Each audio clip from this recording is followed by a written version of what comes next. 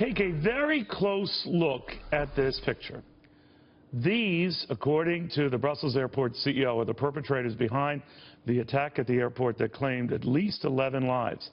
The two gentlemen on the left blew themselves up. The one on the right, dressed in brighter colors than the hat, I don't know where he is. But what's interesting is you look at these guys on the left. They both are wearing a single black glove on their left hands, which we're told could suggest they were trying to conceal detonators. And this image, we're told, was unintentionally leaked to social media by Belgian police. But they were happy to die for this cause. So how do you fight that? Where do you find these guys? Especially that other guy who could be anywhere. And the train perpetrators who also could be anywhere. The former governor, presidential candidate Bobby Jindal, the fine state of Louisiana.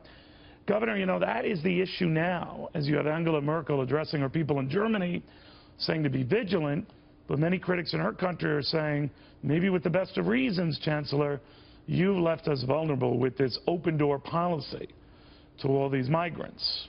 What do you think of that?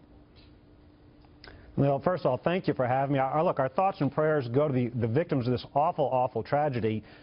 Clearly, open borders don't work. You know, I've been opposed to this administration's, the Obama administration's plans to allow more Syrian refugees into our country without the proper vetting.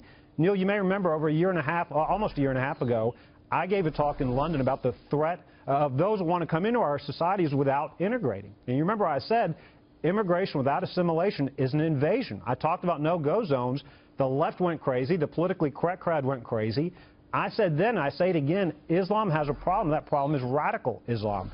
You ask, how do we fight this? We've got to do two things. One, we've got to say it's not just those suicide bombers. It's also those that are not willing, those Muslims, those Muslim leaders that are not willing to condemn not just these acts of violence. They have to condemn these individuals by name.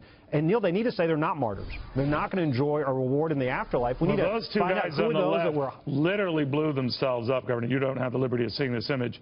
They're in dark jackets, wearing one glove on their left hand, supposedly to hide a detonator. But they're dying for a cause. They're seconds away from blowing themselves up.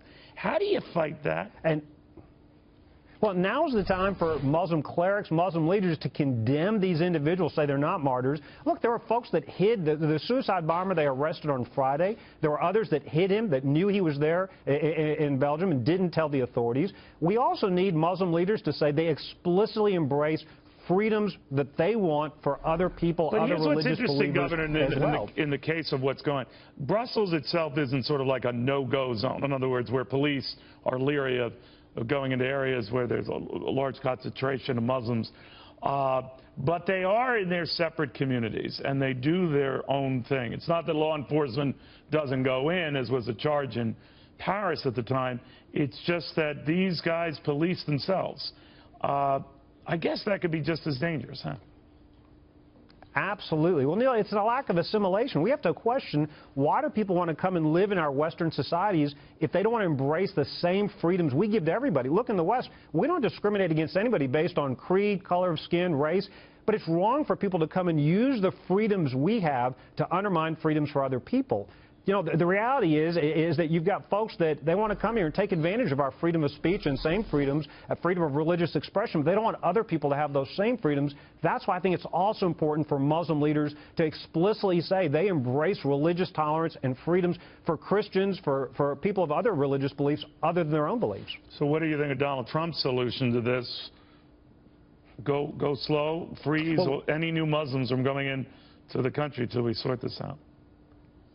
Well, look, Neil, Donald Trump has risen in large part because of this President Obama's weakness, not only in radical Islamic terrorism, but on other issues.